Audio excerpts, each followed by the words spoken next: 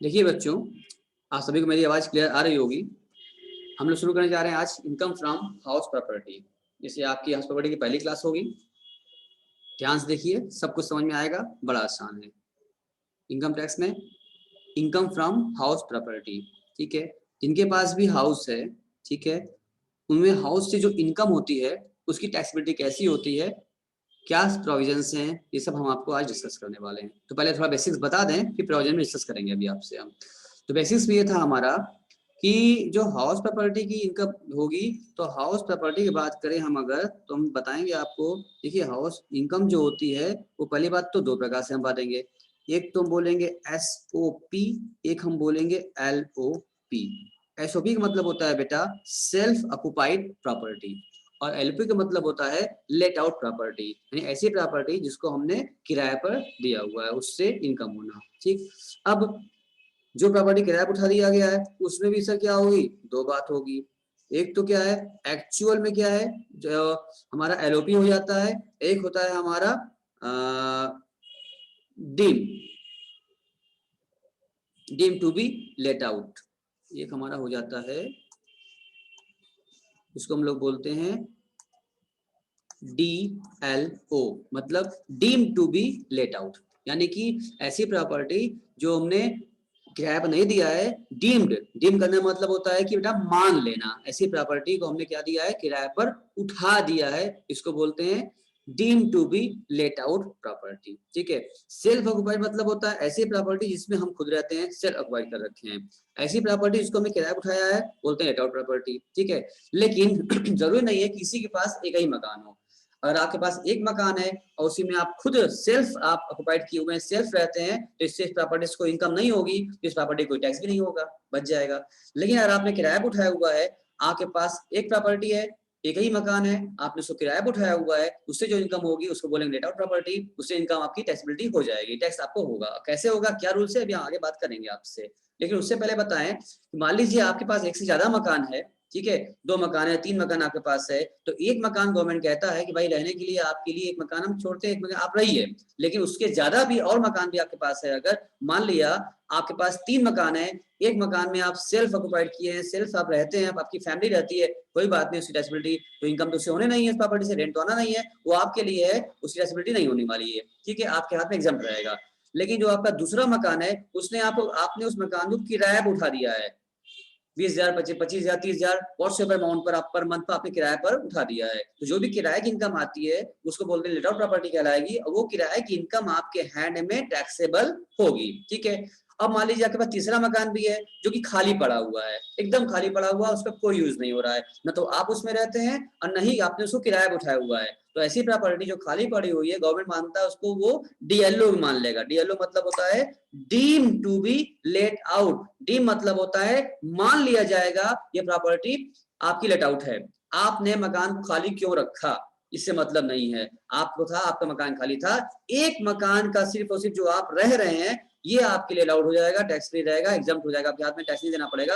लेकिन बाकी जो दो मकान है जो हम किराया पर उठाया है तो भी नहीं उठाया है, तो उसको मान लिया डीम्ड कर लेंगे कि आपने किराया पर उठाया होगा और आपसे उस पर टैक्सेबिलिटी ली जाएगी। तो मकान की इनहेरेंट कैपेसिटी जो होती है, अर्निंग क्षमता होती है, उस पर टैक्सेबिलिटी हो जाएगी। और कैसे होती है, उसकी फेयर वैल्यू, म्युनिसिपल वैल्यू, उसकी standard rent value rent control act के थ्रू जो निकाली जाएगी, अभी हम बताएंगे आपको, उसके माध्यम से। यानी रेंट बेटा नहीं आया है, फिर भी गवर्नमेंट मान लेगा कि अगर आप उसको रेंट दिए होते तो आसपास के इलाके के आधार पर, जेन्युइन आधार पर या फेयर वैल्यू आधार पर कुछ ना कुछ तो किराया मिलता, तो वॉट एवर अमाउंट आपको मिलता वो आपको नहीं मिला, बट फिर भी आपके हैंड में वो इनकम मानी जाएगी। आपने किराया पे क्यों नहीं दिया, गलती आपकी है, आप खाली क्यों रखे थे, आप देते, किराया मिलता, टैक्स मिलता, तो आप दें तब भी, आप नहीं भी दिए तो भी उसको मान लेंगे और मान के उस पर टैक्सेबिलिटी आपकी हम कर देंगे।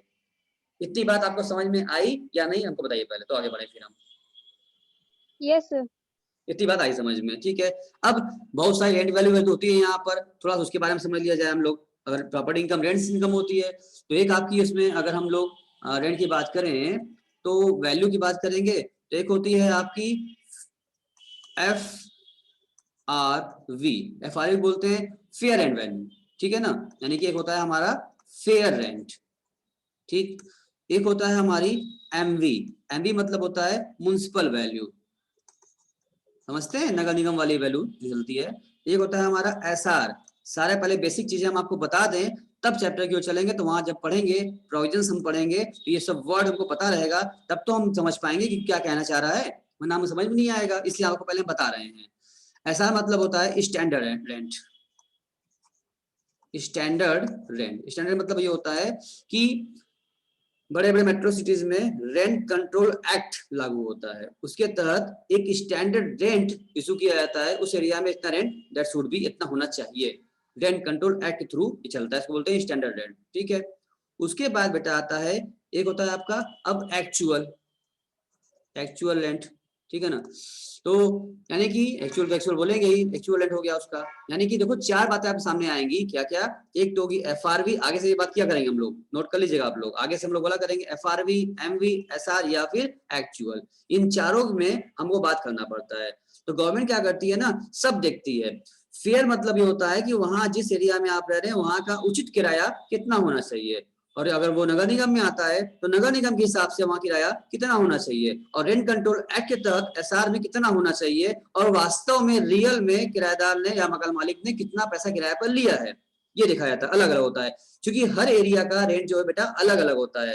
जैसे अगर हम हर बनारस की अगर बात करो बेटा, तो बनारस में क्या हर एरिया का जगह का रेंट अलग अलग होता है।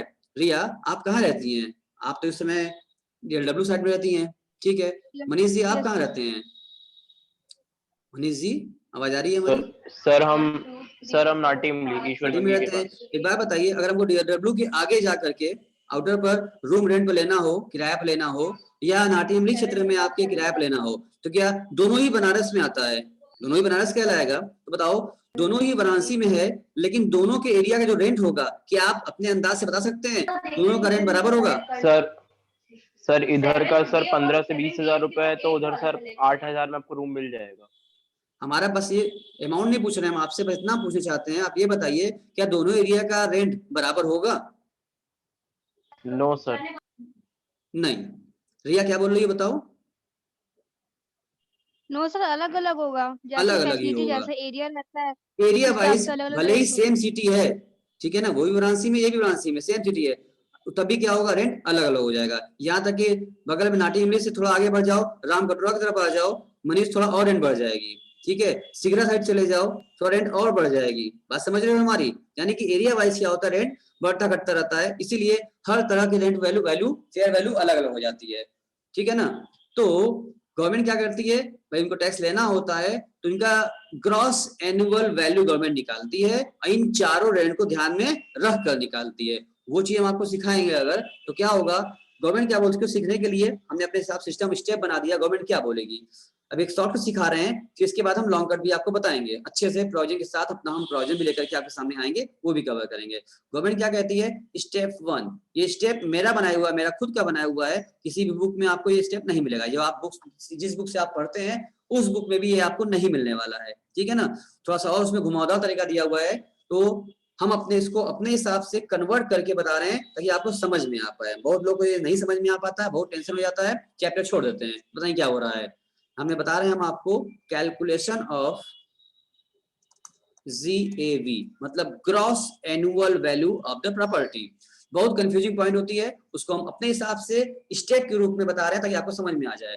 तो स्टेप 1 हमें करना होता है, हम निकालते हैं पहले FRV और MV, यानी कि गवर्नमेंट कहती है फेयर लैंड वैल्यू या म्युनिसिपल वैल्यू, इन दोनों में से कोई वैल्यू पकड़ेंगे, क्या होगा, विच एवर इज हायर, जो ज्यादा होगा उसको बोलेंगे हम लोग गवर्नमेंट उसको एक स्टेप 1 में ले लेगा, उस पर वो टैक्सबिलिटी करेगा। लेकिन रुको, अभी वो टैक्स नहीं करेगा, वो बोलेगा स्टेप 2 लगाइए। स्टेप 2 क्या है कहेगा, स्टेप 2 में गवर्नमेंट बोलेगा कि जो भी आपका इन दोनों में से आया है, यानी कि FRV या MV, जो दोनों में बड़ा होगा वो आपने अपने हाथ में पकड़ लिया होगा, वैल्यू कैप्चर कर लिया होगा, वो वैल्यू यानी स्टेप 1 में जो वैल्यू आपकी हायर थी आई थी स्टेप 1 और SR मतलब स्टैंडर्ड रेंट, इन दोनों में से जो वैल्यू आपकी आएगी उन दोनों में से आप क्या करेंगे, अब विच एवर इज लोअर, इन दोनों में जो लोअर हो जाएगा उसको लिया जाएगा। उसके बाद स्टेप 3 लगाएंगे हम लोग, स्टेप 3 बोला जाएगा अब इन दोनों में से या तो स्टेप 1 वाला रेंट FRV में कोई भी जो बड़ा हो, और SR इन दोनों में से, यानी इसमें से और इसमें से जो दो छोटा होगा वो हम अपने हाथ में ले लेंगे, उसको कंसीडर करेंगे, और उसके बाद स्टेप 3 लगाएंगे, उसमें बोलेंगे स्टेप 2 पर जो रेट आया था हमारा वो या स्टेप 2 और एक्चुअल रेट। अब क्या होगा, इसमें से भी क्या होगा, विच एवर इज हायर। अब इसमें से भी क्या होगा, जो बड़ा होगा उसको कंसीडर करेंगे, और वही आगे जाके ये मेरा क्या बन जाएगा, GAV बन जाएगा। ये मेरा आंसर आ गया।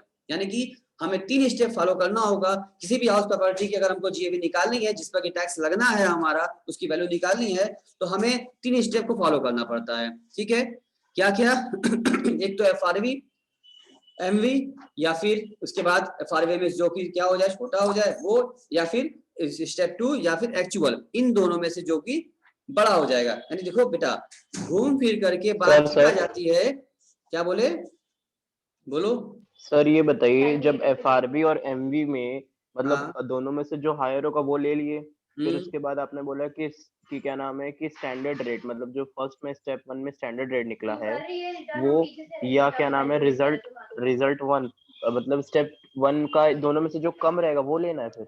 हायर, यहाँ कम लिखा हमने लिखा है हायर, यानी कि FRV, FRV या MV में से कोई भी ले लो जो बड़ा हो, उसको कंसीडर कर लो, विच एवर हायर, बस हो गया कंसीडर।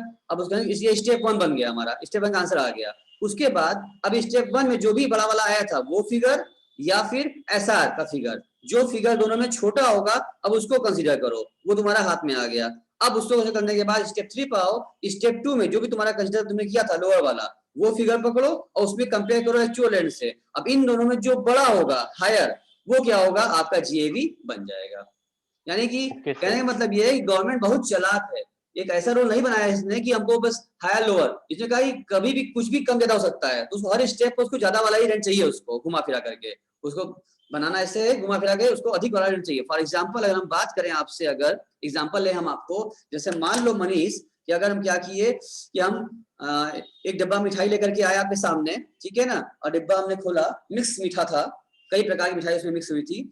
हमने कहा डिब्बा खोला, हमने कहा कि ये लो मनीष, इसमें से एक मिठाई तुम निकाल लो जो तुमको पसंद हुई, ये पूरा 1 किलो डब्बा है, इसमें कई सारे मिक्स मिठाई है, तुम उसको निकाल लो एक मिठाई उसमें से। ठीक है, तो मनीष क्या करेगा, कौन सा मिठाई निकालेगा, वो देखेगा, सारे मिठाई देखेगा, भाई जो ज्यादा बड़ा होगा, जो सबसे बड़ा वाला मिठाई होगा वो निकाल लेगा, भाई सर हम ये लेंगे, ठीक है, हम डब्बा बंद कर देंगे, वो अपने हाथ में एक मिठाई निकाल लिया जो ज्यादा बड़ा होगा। ठीक है रिया, बड़ा मिठाई निकाल लिया क्योंकि मनीष को मिठाई पसंद है, वो बड़ा मिठाई खाएगा। छोटा क्यों खाएगा, ऑप्शन मिला है, मैंने कहा कोई भी तुम्हें ले सकते हो, तो जो बड़ा उठा लिया हाथ में, बड़ा वाला मिठाई डब्बा में बंद कर दिया।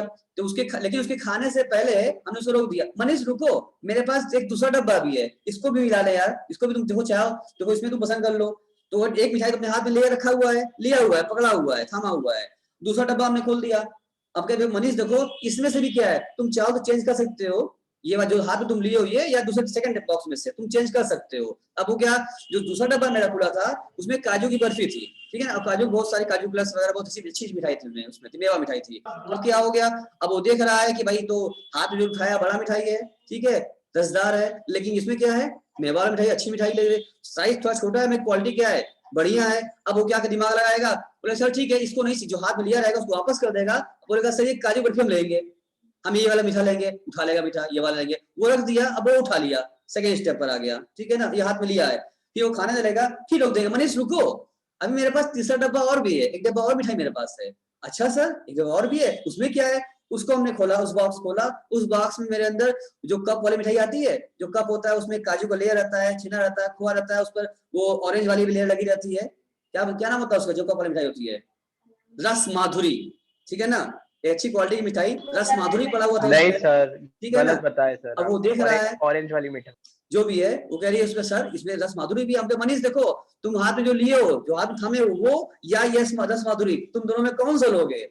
अब मनीष क्या करेगा, फिर शिफ्ट कर जाएगा, इसको वापस कर देगा और तुरंत क्या कर देगा, रस माधुरी उठा लेगा, हम ये खाएंगे, बड़ा भी अच्छा भी, इसमें मेवा भी है, काजू भी है, मीठा भी मिक्स है, हम यही ले लेंगे, दोनों भी इसमें दोनों काम हो जाएगा। यानी कि सारी क्वालिटी में इसमें मिल जाएगी हमको, जो पहला छोड़े थे वो वाली क्वालिटी मिल जाएगी, मिठाई वाली, लोकल मिठाई और खोआ वाली मिठाई और काजू वाली भी क्या हो जाएगी, इसी में सब मिल जाएगी हमको, हम ये ले लेंगे। इसका मतलब गवर्नमेंट इस तरह से बंदरबाट करता है कि हर बार हर एक चीज में कंपेयर करेगा और सब कंपेयर करने के बाद एक एक कंपेयर करेगा और जो सब में अच्छा होगा, इसका मतलब मनीष के हाथ में जो मिठाई आई वो क्या है, सबसे बेस्ट था, सबसे बढ़िया था, सबसे बड़ा था, अच्छा था, तो वही क्या हो जाएगा मनीष के एंड में टैक्सेबल हो जाएगा। ग्रॉस एनुअल वैल्यू, ग्रॉस हाँ वही उसकी क्या मानी जाएगी, ग्रॉस एनुअल वैल्यू मानी जाएगी। रिया जी क्या अभी समझ में आया कि अभी भी नहीं समझ में आया? ये बात पकड़ में आ रही है आपको रिया जी? यस सर, आ गया समझ में। तो इसका मतलब ये भी आप Yes, अपने sir. बुक में देखिएगा तो ये भी निकालने का तरीका बहुत अजीब तरीका दिया होगा, थ्योरिटिकल दिया हुआ है, हमने इसको क्या किया है, एक सिंपल बनाया है। इसमें भी क्या होगा, अभी वैकेंसी भी आएगी, अनरियलाइज्ड रेंट भी आएगा और बातें भी आने वाली।